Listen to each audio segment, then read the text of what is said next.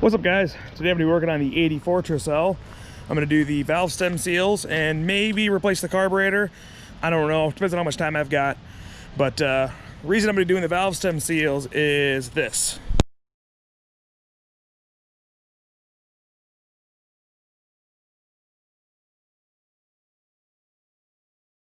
So yeah, needless to say, she's a little bit smoky when she fires up. So a lot of the seals are pretty well dried out on this car, so I'm going to assume a lot of it is just valve stem seals. The carburetor also needs some work, as you hear. Idle's really high. I've done a few things to it, but I did end up picking up a carburetor with pretty low mileage on it, and it looks really clean. So I'm going to probably just clean it up a little and swap it out and kind of see how she goes. So I'm going to go play musical cars and load her up in the garage. Well, before I get too far into it, I don't know how this is going to turn on camera, but beep the shirt, huh? Pretty cool, right? Pretty cool, right? Wrong. Really cool. Forum member, Synth, I believe his name was, made these shirts. They had them at the Tercel meet and greet, which I'll be having some videos on soon. And I also got this I got to slap on here before I go too far into it, but I got to clean up all.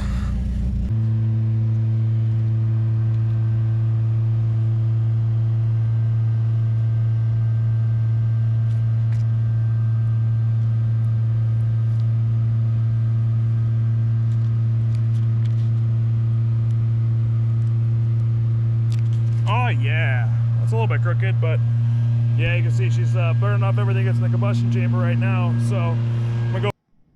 What's up, guys? Got a load in the garage. I got a fire going in the wood stove right now, so it's getting a little bit warmed up.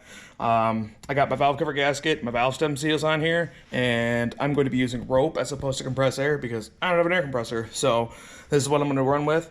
When I pulled this valve cover off before, it was a little bit gummed up inside of the rocker arms and stuff like that. It wasn't terrible, but it definitely wasn't very clean. I've done 2 oil changes on it in the 600 or 700 miles I put on this car roughly since I've owned it.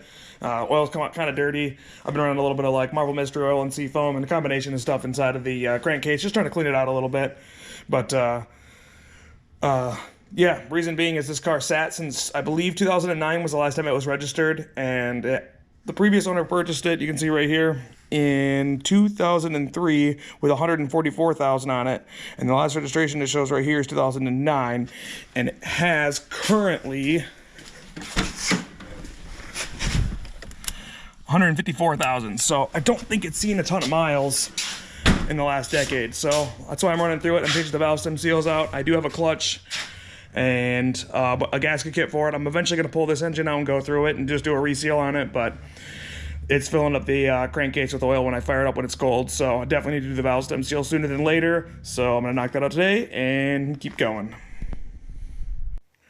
Well, rocker arm's off for the first time probably ever on this engine, so you can see it's a little bit gummed up, but everything moves pretty good. I'm going to probably degrease it and clean it up a little bit, maybe clean it up with a parts washer, and then, yeah, I'm definitely going to be resetting the valve lash when I go put this engine back, well, put the cylinder head back on, well, rocker arms back on. Here's what came off of it. So, yeah, they're, I mean, it partly might have been me messing with the tool, but these things are really dried out, so it's a good thing I'm changing them out.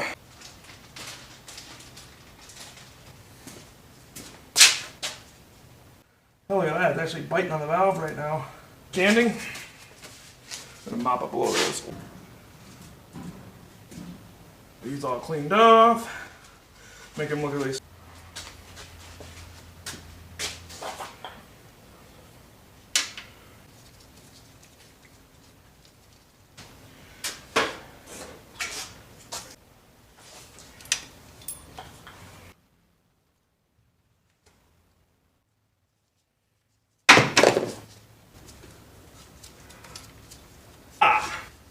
One down, 2, 4, 6, 7 to go.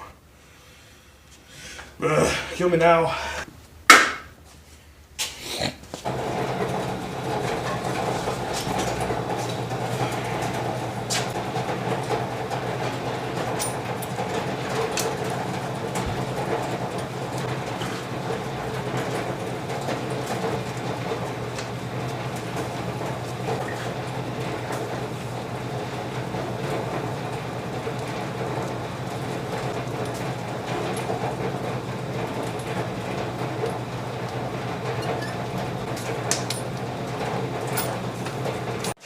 Alright, everything's all knocked out. Tap each one of them with a hammer a little bit on a socket just to make sure that the keepers were seated properly and everything was going to stay in place, so everything should theoretically be good to go. I'm going to clean up around the valve cover gasket a little bit, make sure there's no oil or RTV residue anywhere. Got the rocker arm cleaned up. I used this CRC degreaser stuff. The stuff works amazing. Give it a good spray down and just kind of let it soak. I think I sprayed it 3 or 4 times. Still a little bit of carbon on here, but it definitely looks a ton better. So yeah, I'm gonna go throw everything together and take her out for a test drive. I'm gonna assume she's gonna smoke a little bit on the first fire up because it probably got a little bit of oil in the combustion chamber. So we shall see what happens, and I'll take it for a test drive and see how she goes. Stay tuned.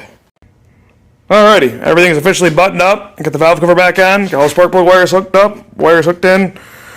Whole 9 yards. So I'm gonna go take her for a test drive. Make sure she don't leak nowhere. Make sure I didn't screw the valve cover gasket because I did have it flip over a couple of times because, yeah, they're the easiest to get in. So anyway, I'm going to go take it for a cruise. I got the valve latch set cold, so I'm going to go warm everything up, and then I'm going to set it one more time, and fingers crossed should be good to go. Well, I'm out here. I'm done with the test drive. She don't seem to be leaking. Looks all pretty dry. Got its operating temperature. It's sitting down cooling off right now, so we'll see if it smokes when I fire it up. But unfortunately, it died on me. So I thought, well, maybe it's the fuel filter, because I've dirtied up a lot of fuel filters owning this car thus far. I didn't clean the fuel tank out, unfortunately, regretfully. And so I took this off and thought maybe that's it. I mean, you can see there's a lot of crud in there. I haven't cut this apart yet, but it don't look great for like a 150, 200 mile fuel filter. But nope, turns out I just ran out of gas. So now I'm sitting here waiting for gas. So watch your gas gauge, people. Watch your gas gauge. Stay tuned. Alright, well, a little bit of an update. After I ran out of gas yesterday, I had a little bit of issues getting the system primed and getting it running again. Once I got it running again, it really wasn't getting any RPM, so I happened to crawl underneath it and noticed that it's probably kind of hard to focus on it because it doesn't want to focus, but that fuel line was leaking and it's broken off at the end.